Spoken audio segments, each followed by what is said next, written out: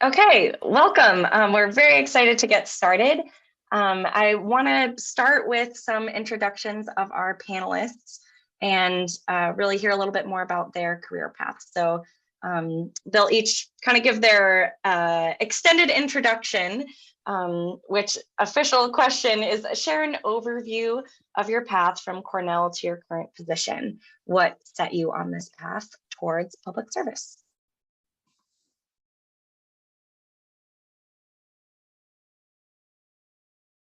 And whoever feels so moved can be the first one. Won't put I'll go ahead.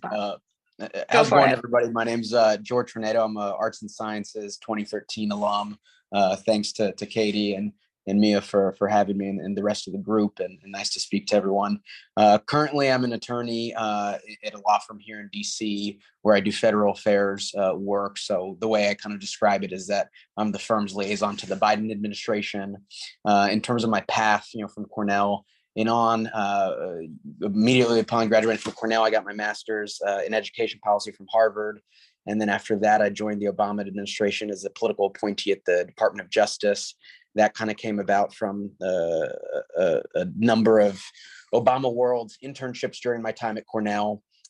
Following my time at DOJ, I went to Clinton campaign headquarters, worked on the delegate operation, came back to DC to start law school at George Washington University.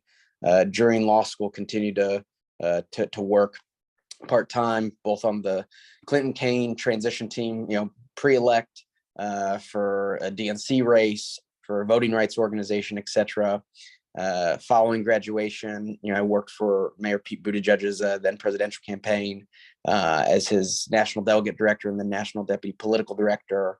After that, after he dropped out, I took a contract with the Obama Foundation, doing outreach and engagement for a police reform initiative, then joined the Biden campaign in the general, doing voter protection.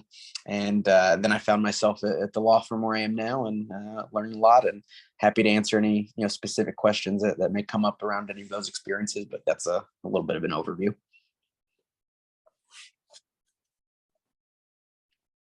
Awesome. Thanks, George. Well, I'm happy to go next. It's delightful to be here with all of you. And so Mia and Katie in particular, thank you for organizing. And I would be remiss if I didn't start by saying we're in the midst of a legend here at the Einhorn Center and Joyce Nugent. So I am loyal to Joyce, as we all are, I think. I think, we're all very lucky to be mentored by her.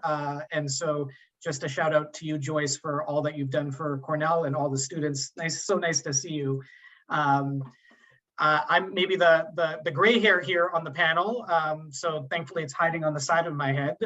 But I graduated in 2001 in economics and urban planning. And I think, as Mia described when we were talking about public service, think about it a little bit more expansive of my experience, because I've been firmly in kind of the nonprofit and philanthropic sector for most of my career. I'm currently vice president at Fidelity Charitable, which is the nation's largest donor advised fund sponsor. For those of you that don't know what a donor advised fund is, think about it like a charitable checking account. You give to a donor advised fund like Fidelity Charitable, and then you get your tax deduction, and then in turn, you recommend your grants from your account to other nonprofits. So we're an intermediary, and I advise donors on their charitable giving strategies. But just to kind of show the arc of my career, and Joyce and George seem to know this, that like I'm just following my better half, who's also been in public service, and hopefully she can be on a career panel later. I started in the field. I worked at Oxfam America, which is a nonprofit, doing microfinance work, so giving really small loans to poor women in developing countries that didn't have any collateral to help jumpstart their businesses. I did that for a couple of years. Got kind of exposed to policy and advocacy work at Oxfam and decided that law school might be a good calling for me. Went to law school and following law school practice for a few years. But that wasn't my calling. I thought law school was really just a means to an end, and really wanted to go back into the international development sphere. And so thankfully applied to the Bill and Melinda Gates Foundation and found an opportunity there. So I was there for 9 years, and basically had two phases to my career there. One phase for 6 years was basically helping the Gates Foundation partner with other major donor governments on international aid issues. I think you all know that, foreign assistance is a very small sliver of the overall budget, but there's no natural kind of constituency for it. So we were trying to promote the benefits of foreign assistance, but then also partner with, groups like USAID and government and the equivalents in other G7 and G20 countries to kind of get global health and development stuff across. All the more important now that we see that we're on, hopefully the tail end of COVID, but laying the groundwork for things like vaccine equity and vaccine access and things like that. And then the second phase of my career at Gates was working on the philanthropic partnerships team, which is basically responsible for trying to encourage more and better charitable giving, both with high net worth donors as well as everyday givers. And that's how I kind of found my path to Fidelity Charitable. So that's kind of the quick and dirty on me, and I look forward to getting to know you all. Maybe I'll hand it to Tori next. Hi, everyone. Thank you so much, Mia. Thank you, Katie. This is really exciting. I wish I had a panel like this when I was an undergrad. So yes, I currently am in the New York City Department of Education. I work for local government. I'm a city worker, and I am a director of communications, and I do all of our state and local liaison work for teacher evaluation.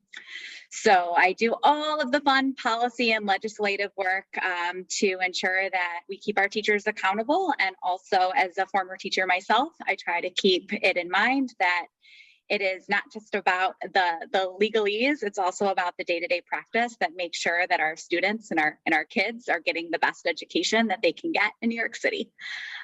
So my career path, I was an urban studies major as an undergrad at Cornell in architecture, art, and planning.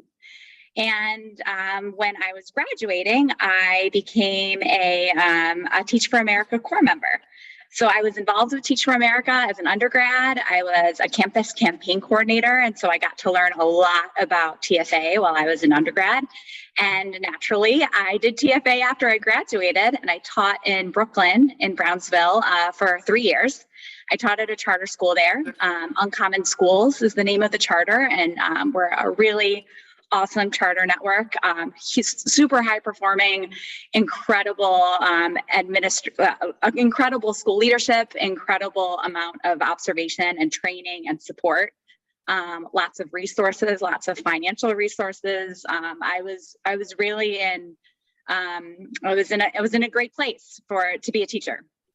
And after 3 years, and after getting my master's in education, because as in New York State, you have to get a master's to be a teacher, which is, I think, really interesting and a point to consider if you're interested in teaching in New York. And so I ended up taking a position with the New York City Department of Education in their central administration offices, because I thought that it was really valuable, the amount of observation and feedback I got as a teacher. I progressed really fast because I had a school leader in my classroom every day giving me really, really strong, really specific feedback so that I could support my kids. And so I thought that the rest of the city should do that too, including all of the public school teachers. So I came in at around the time of Race to the Top, which was a really interesting federal initiative. And I started working on different pilots, helping with teacher eval. And after 10 years, I'm still in it and I'm still working on it. And we're still making it better and better every day.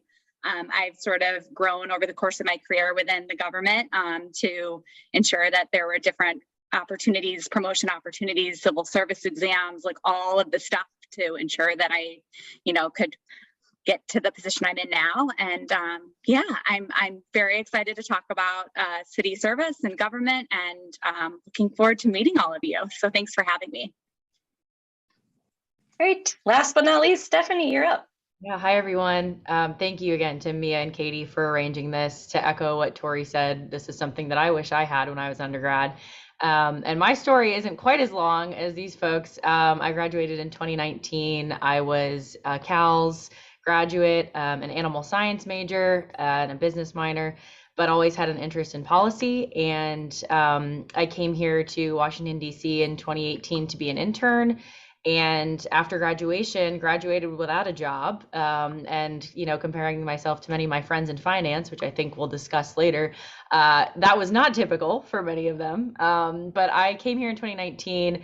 I started out working for my congresswoman from my home district in upstate New York, Congresswoman Elise Stefanik.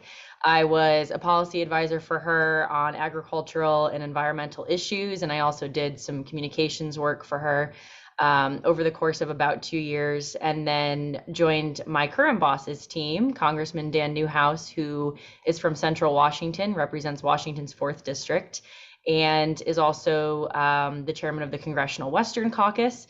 So my day-to-day job really just depends on whatever my boss is doing. He sits on the Appropriations Committee, the House Appropriations Committee. So I handle his legislative branch appropriations, which funds all of the operations here on the Hill. And I also handle his energy and water approps portfolio, as well as that portfolio more broadly. My boss's district is very unique in that he has a lot of agricultural interests, which was my original passion, and food, and he's a farmer himself, so that's really fascinating. Behind me is a map of the Hanford Nuclear Reservation, so we handle all of the DOE funding for the cleanup operation that exists and has existed out there for decades and will continue to exist for decades to come. So I've had a really interesting learning curve just in the last few months. I also handle education, healthcare, a number of other domestic issues for my boss. And by no means am I an expert in any of those areas, but my real, my purpose at the end of the day is to represent whatever his constituents' interests are and his interests. And, ultimately we answer to them. So it's been really fascinating to learn about the West, coming from the Northeast myself. And I'm looking forward to hopefully many more years here on the Hill in whatever capacity I can to kind of further the agenda of agriculture and food, but also just rural America is something that I'm just passionate about. So it's great to be here and look forward to a really good discussion with all of you today. Wonderful. All right. Well, thank you so much all for giving us a little overview of your path. I think what I'm sensing kind of broadly is everyone wanted to do some kind of good, wasn't necessarily sure exactly how they wanted to accomplish that, and has tried a few different things along the way and probably will continue to experiment with other things. And that is kind of the beauty of public service. I think there's lots of ways to make an impact in the world. So thank you all for sharing that. I want to transition a little bit to maybe a more abstract question about some of what Stephanie was just alluding to of, okay, everyone here was really looking at careers that were maybe more service-minded or like values-oriented, however you want to think of it, maybe compared to some of your peers that might have either been interested in corporate or had more like financially specific goals. So there can be some difference in experience depending on what kind of sector you're going into. So I'm curious to hear from you all what that was like, and maybe what advice you have for students balancing that. I mean, for me, it was,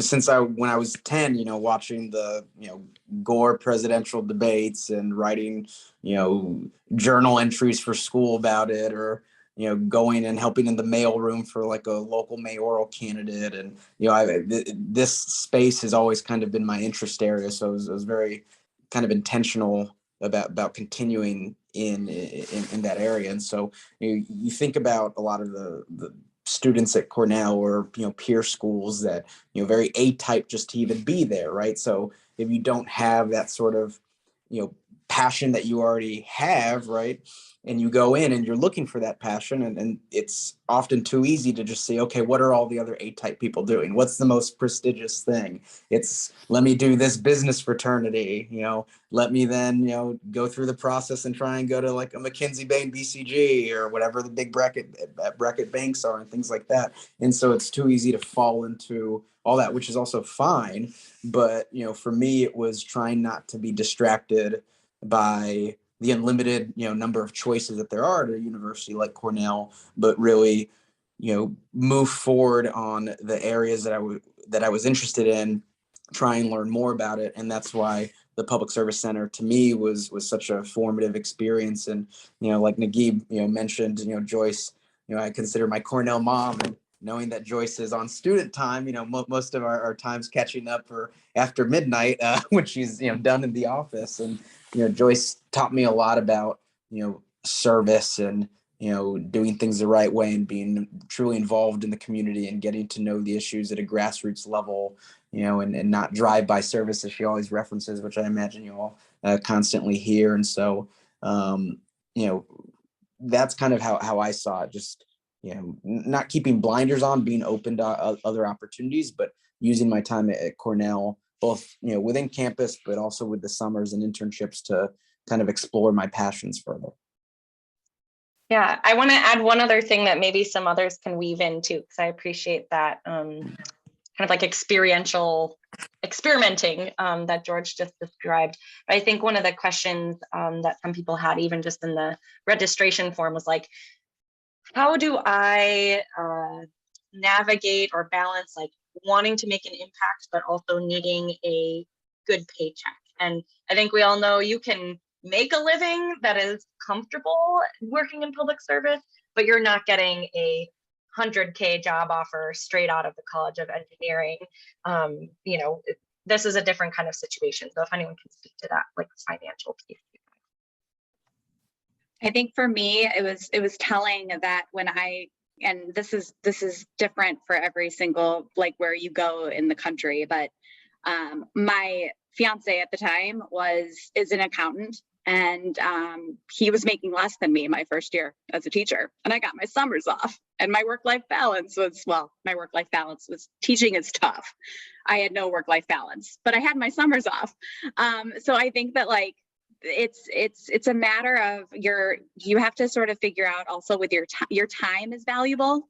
And I think like for me currently, the work-life balance that I have is so much better than almost every person that I know. Like I have a reliable, stable job that is really I know that I'm doing great work, and I'm having I get to pursue my passions, and I have fantastic work-life balance. And I think that means more to me than a paycheck. And over the course of time, you do get increases and you do get raises. And those are all really important pieces, and pensions and all of these wonderful financial things too. So I think you can have both.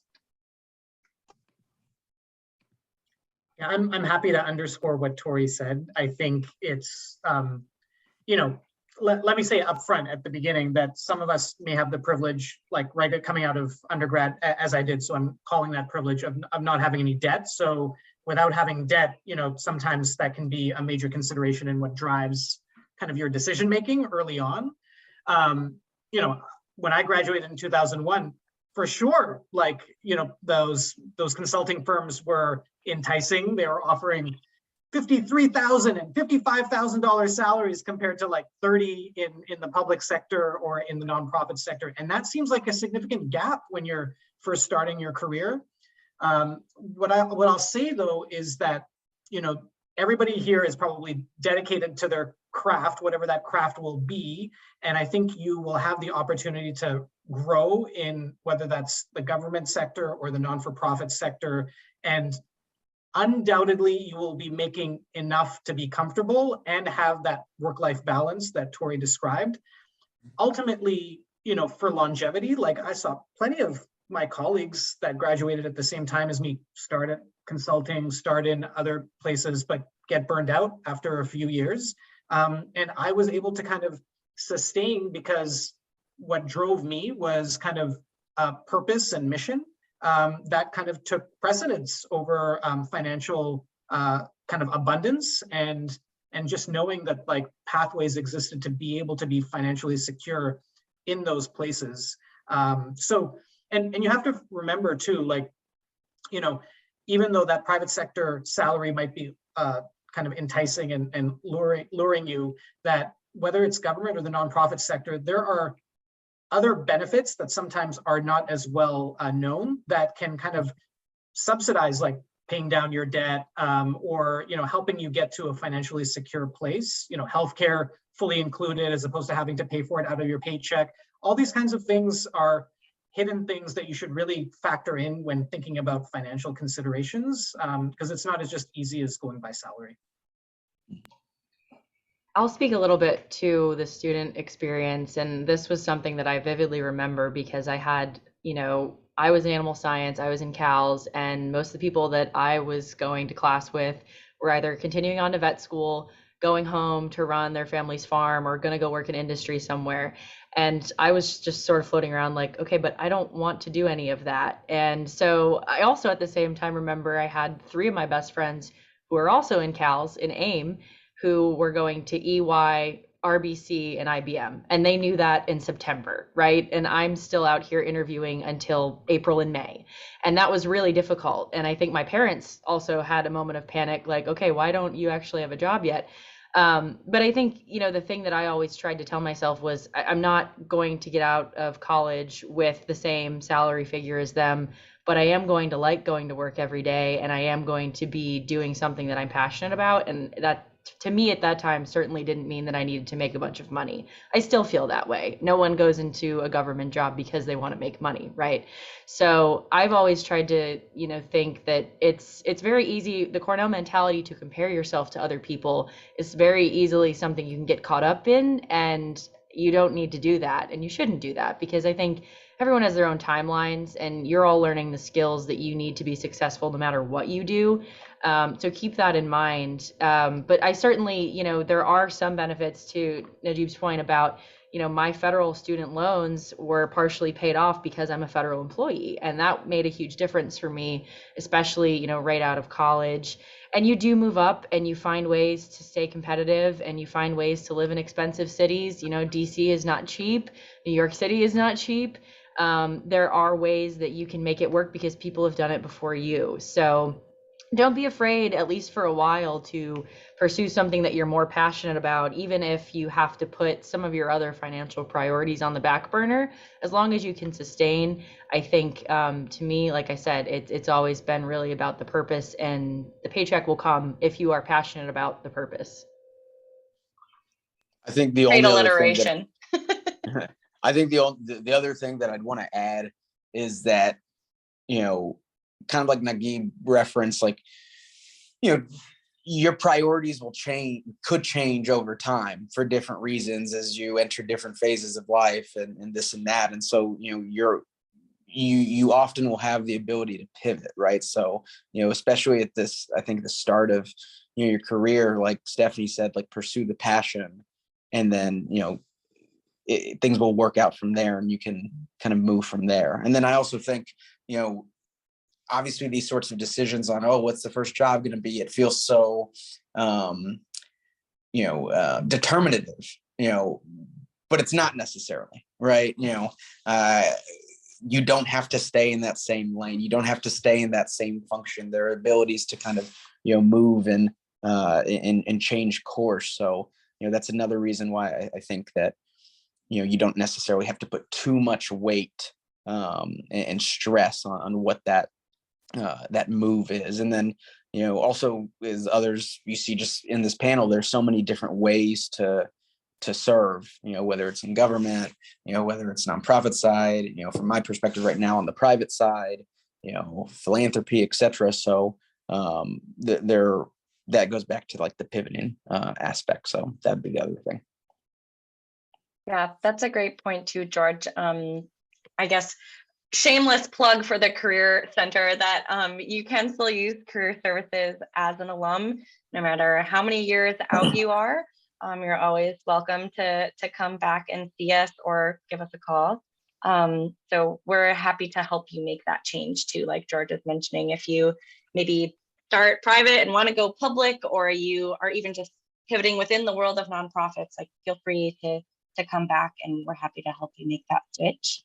I want to pause and see if there's any questions in the chat that Katie's getting directly, or if you want to chime in and say anything, you or even Joyce, if anybody has 2 cents. Otherwise, I'll go on to the next question. Okay. We have one question. We have Oh, one great. question. Somebody would like to know if GPA matters in getting a job. I think probably on a similar note, if you could talk about some of the skills that you gained as an undergrad, whether those are hard or soft skills that helped you translate into the workplace.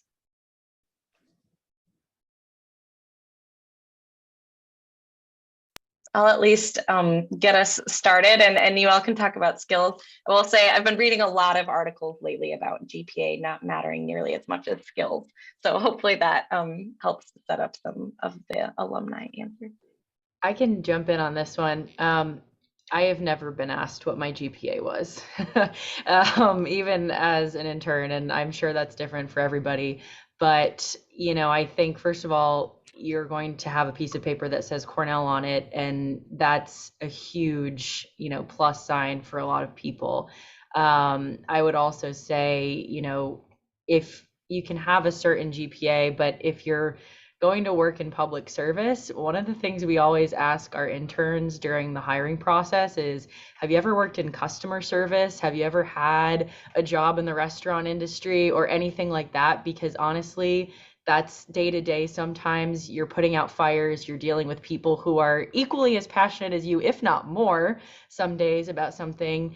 And having those skills and those interpersonal skills and to be able to have a conversation with people and level with them on a relatable note, I think is probably the most valuable thing that I'm grateful that I think I was able to hone during my time at Cornell and in the last couple of years. But really, you know, you can make up for it in other areas. I was not the strongest student because I really didn't know what I wanted to do. And I think the extracurriculars and all the other things, the internships, I think George mentioned, that's a huge plus to your resume. And it's not, from my experience, not purely based off of your GPA.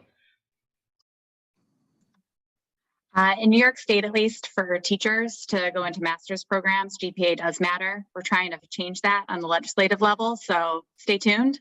And I really, really hope teacher preparation programs do change that. I think that it's a detriment to our profession. And I will say, in terms of skills, I took a finance course, honestly, through the hotel school that I refer back to weirdly a lot.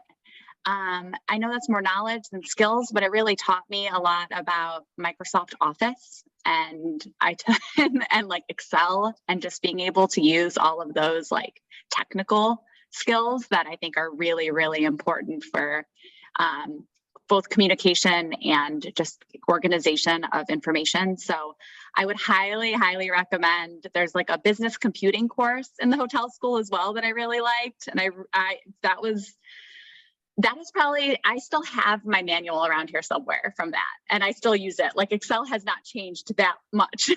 So I would recommend all of those things.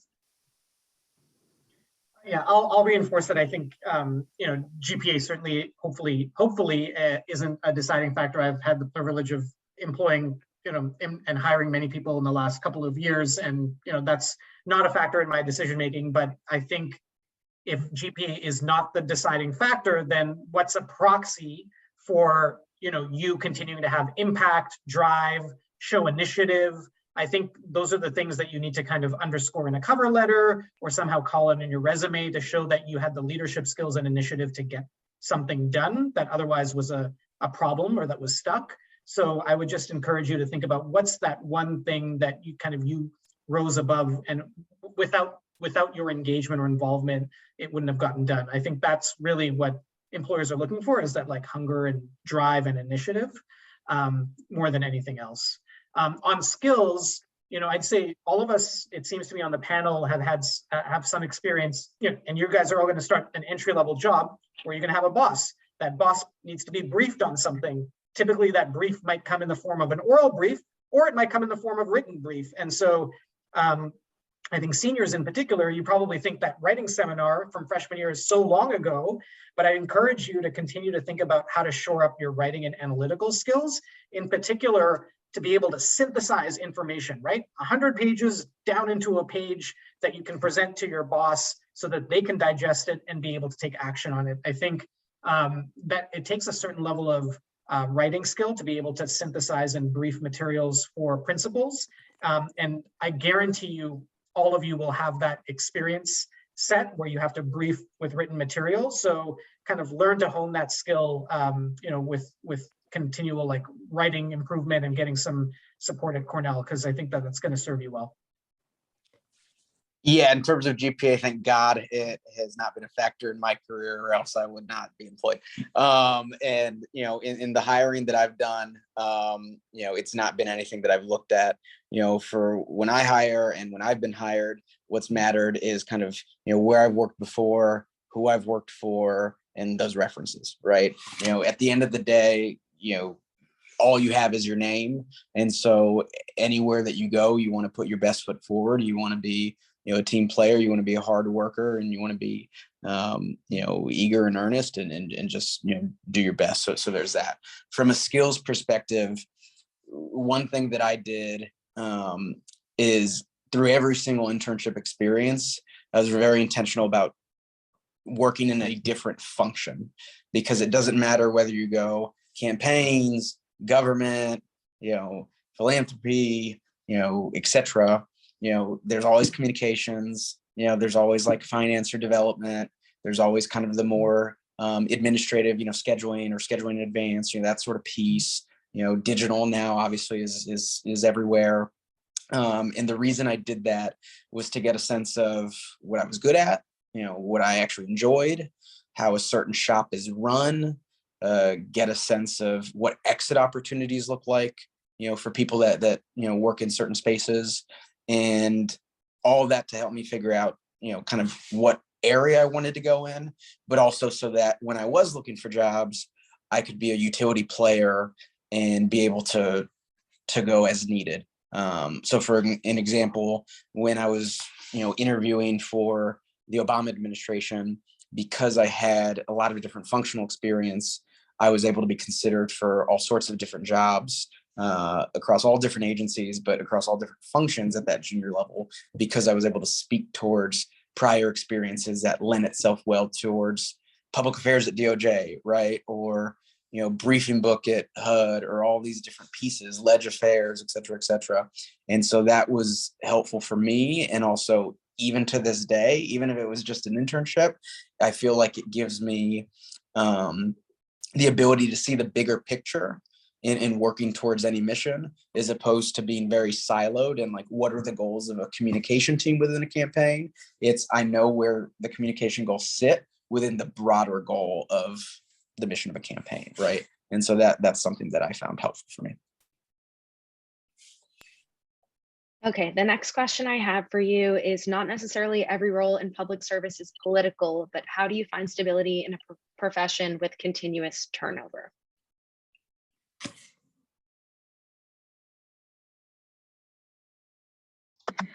I'm laughing at that question because I feel like, at least in New York, we have, whenever there is a change in government, whenever there's a new mayor, at least in the Department of Education and a lot of city agencies, there's a lot of turnover. There's a lot of people who come in and a lot of people who leave. And I think it's something that like, and I am not in a political position, and I don't aspire to be, but I think that it's very, it's once you, like with all of that cross-functional expertise that George was describing, if you can become a generalist and really understand all of the different pieces and parts of an organization or the government sector, that is a skill in itself. Being able to get things done in the government sector is a skill. And so the bureaucracy is real. So I would just say that it's something that no matter if you're political or not, I think you have to sort of be willing to be flexible and deal with ambiguity. Sure, I can speak to this a little bit too. Obviously, my boss's term is 2 years. This is a re-elect year. If it doesn't go well for us in November, come January, I'm looking for a different job, right? And that's the way that the Hill is. It's a revolving door of just young professionals all of the time, which is good in many ways, because normally that means that there's obviously going to be something open. I think we try to keep in mind every day that we come here because the voters sent us here.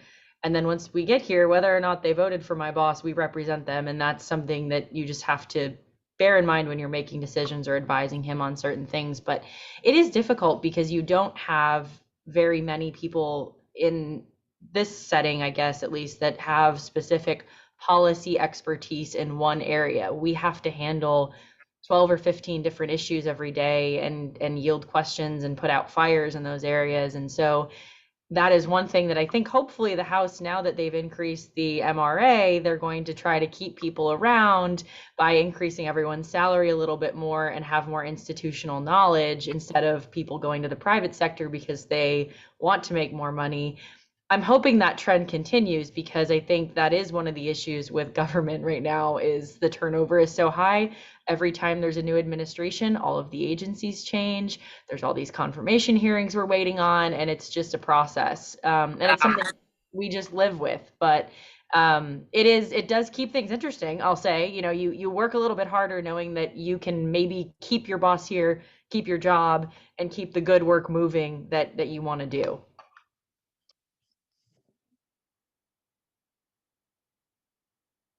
Well, so I'd add, Katie's well, comment. certainly a thing. Sorry, George. Go ahead. Sorry, Go ahead.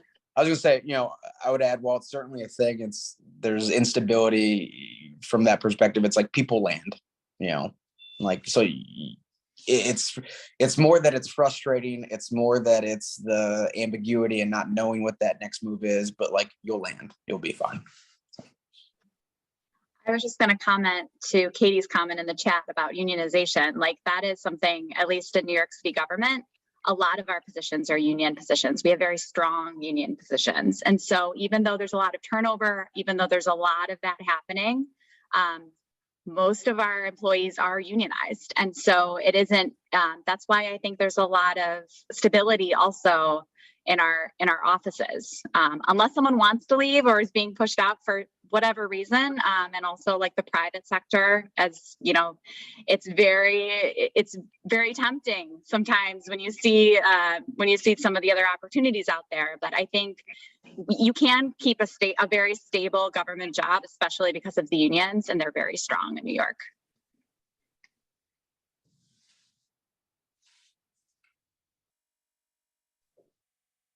Okay, our next question. Someone wrote, how do I translate my value system into a tangible career? What does it actually look like finding a job that fits within a value system? I think this one is tricky. If anyone wants to take a stab at answering it, go for it. We have probably a few minutes left in this space. I will at least broadly say, if you want to talk a little bit more intimately about like values and what fits with your particular goals career-wise, I'm happy to meet with you individually and kind of hash that out. Obviously, everybody values different things, but certainly important to try and find something that feels aligned for you. So you don't all have to answer that one, but if anyone wants to chime in, feel free. I mean, I would just say that you can be analytical even on the values kind of conversation and seeing how it aligns. I sometimes, when I'm looking at a new job opportunity, write my top 3 values and score those job opportunities based on those values, right? So sometimes it's not as clear cut, but I think instinctively you probably know where one position or compares to another on fulfilling those values. And maybe if you create that analytical exercise, it might be helpful for you to kind of do some comparative analysis.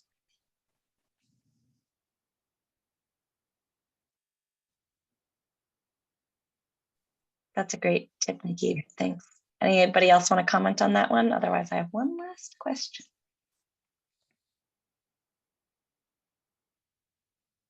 Looks like we're good. Okay.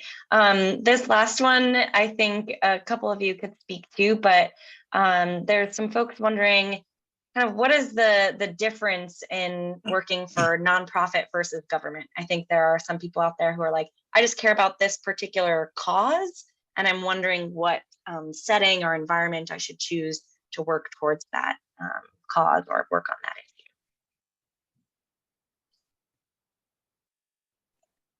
Yeah, I'm happy to start and then let the panelists fill in. I think there are a couple of considerations to think about when you're thinking about government versus nonprofit. One I would say is scale of opportunity, right?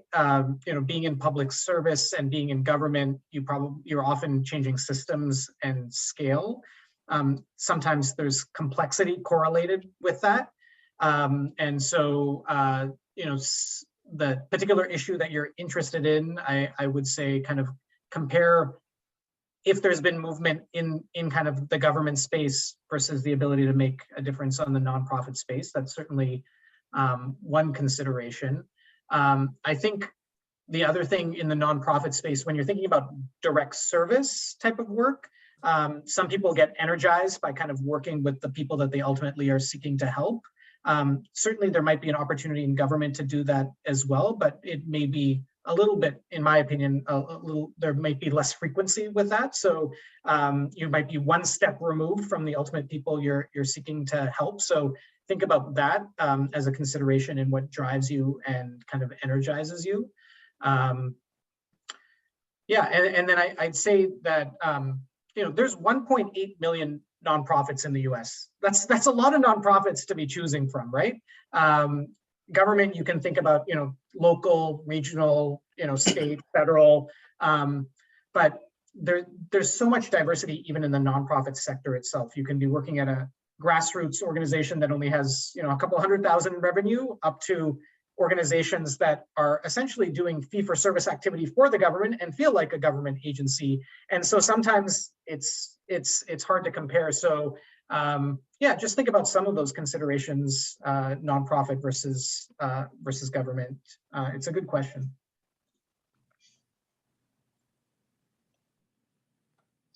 I can piggyback off of that for a second. I think when I was an undergrad, the one thing that I kept telling my advisor was that I wanted to affect change, but I didn't know in what way I wanted to do that. And unfortunately, I chose the very long, hard process and way of affecting change. I think some days it does take a long time. When you're in the government, I mean, first of all, you have to work your way up to a certain level of credibility, and your boss has to trust you when you're advising them to do certain things. And you can write bills and you can do all those things, but for us, we're in the minority right now. We don't have control over what bill comes to the floor or what committee markup is held. So I think keep in mind that there is the government's not going away. It will always be here. It will mostly, if you want to work in the federal government, it's going to be in DC. You know where the rest of them are. Keep that in mind. But it's also been here, and we're a deliberative body for a reason, and we have to abide by timelines and standards and rules that I think sometimes in the private sector you can have a little bit more flexibility. My schedule itself is dictated by whether we have votes happening or not and so forth. So it's a little bit more regimented in some ways, and things change quickly here, but that's just one thing to keep in mind, that it's the government and it operates slowly, and that's not always something that as young people we're super excited about, but that's just unfortunately sometimes the way that it goes. But it's a good thing in some ways too.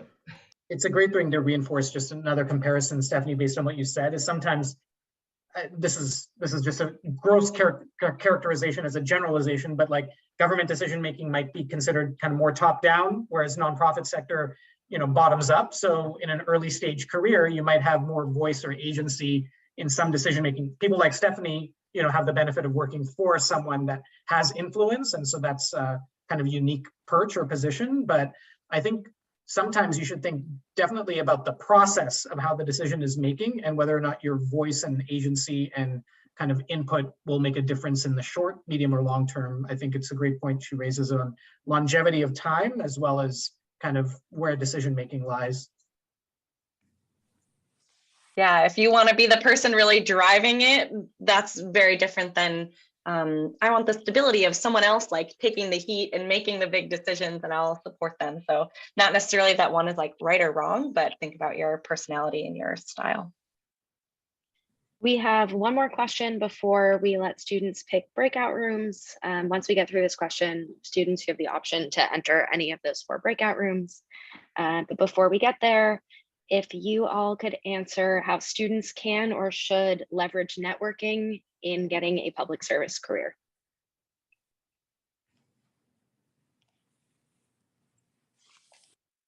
It's everything, especially in, I know a little bit less about kind of the nonprofit side of things, but at least I imagine Stephanie will agree, like on the DC side and government campaigns, et cetera, so much as, where you were before, who who's able to speak towards you, who's able to, advocate for you.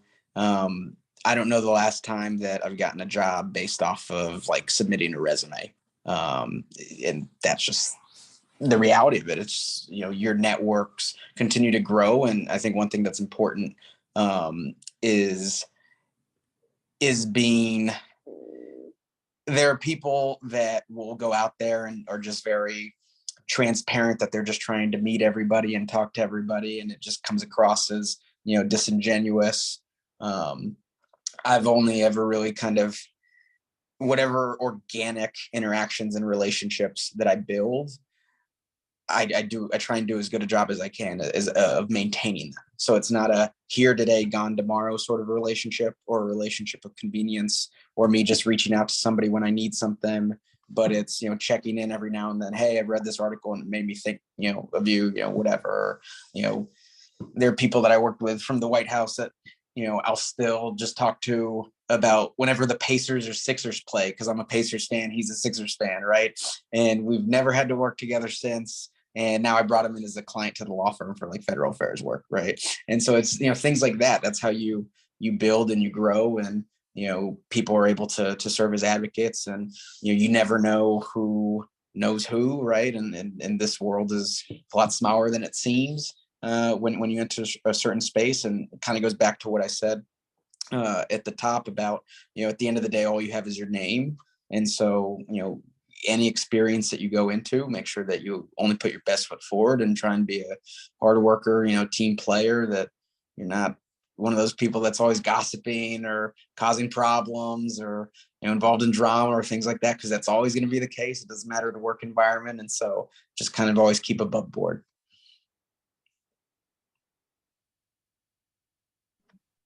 I agree with that. I also think that at least in New York City government and local government, it's once you're in the government, so once you have a position, usually a civil service position, so you have to take a test, and I'm happy to talk about that with anybody offline, but it's once you're in, it's all about the networks that you make within the government, especially if you want to work on a different project, or if you want to work in a different office, if you want to change roles, if you want to be promoted to a different role.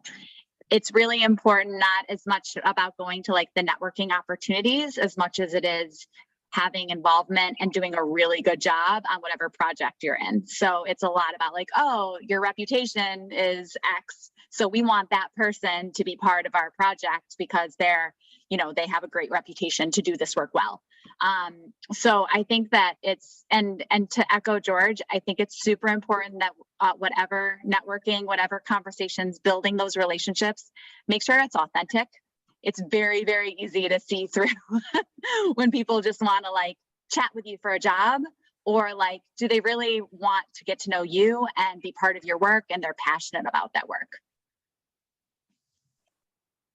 Yeah, I agree with both what George and Tori said. And I would also say, you never know where the next opportunity might lie, right? You might be thinking that it's, there are jobs or there are no jobs, and a job will materialize based on the conversation, right? Because they believe in you. So never doubt that. I mean, I'm just reminded that my wife got connected with someone, and they had no idea why they were taking the meeting. And so thankfully, she had to have your elevator pitch ready. Like, who are you and what are you interested in? 60 seconds, practice it. And that kind of opened the door for her. Next day, they said, okay, we decided we need that kind of job on the Hill, and we had some flexibility. You're hired, to do Afghanistan and Pakistan work on the Hill. So just, know your pitch. Even if you think it might not be a job opportunity, you never know what's gonna come. Think about it as how long does it take to go right up an elevator? You should be able to summarize for some of these people, who you are, what you believe in, and what you want to do, and how you're going to make a difference. It's sometimes tough to do, and you don't ever want to boil down your whole experience in life set into that. But sometimes that's all it takes to get that opening. The only other thing I want to add to that is use the Cornell network, because I have found the world to be a much smaller place. Here in DC, I know I have a lot of friends in New York who have people in the organizations everywhere that went to Cornell. I mean, if I need something, I have a Senate office who I looked up his name on LinkedIn. He happened to be a Cornell grad. That was my foot in the door. And some days that's all it takes. You know, they'll talk to you if you have a similar experience about a dining hall or something ridiculous like that. But it happens every week. I find somebody that has a similar experience to me, and just keep that in mind. You never know who you're going to come across, and that family is a lot smaller than you think. I'm also going to put a link to a networking platform that I think is really helpful for government in particular in the chat. It's called Leadership Connect. We have a subscription through the Cornell Library. So if you access it through, log into the library, look it up, you'll be able to access that for free. And it, I think, is a really helpful tool to see who's where in government, and you can filter by who's a Cornell grad if you want. So I think at this point, we're going to allow you guys to pick your breakout rooms, and you'll get to choose from any of these lovely panelists who you'd like to get to know a little bit better. Great opportunity to practice your networking right now. So I will open these up. We'll have probably about 25-30 minutes or so. So I will open these, and you can go ahead and choose who you'd like to talk with.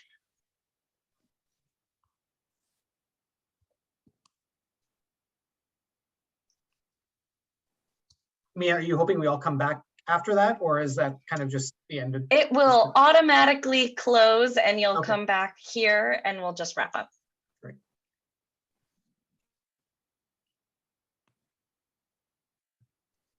But I hope everyone had a good conversation in the breakout rooms. I'd love to hear a little bit more about it in the chat if you want to type a lesson learned or a great topic of conversation you had. But I will also be blowing up the chat myself with some links and resources for you all that I think will be helpful.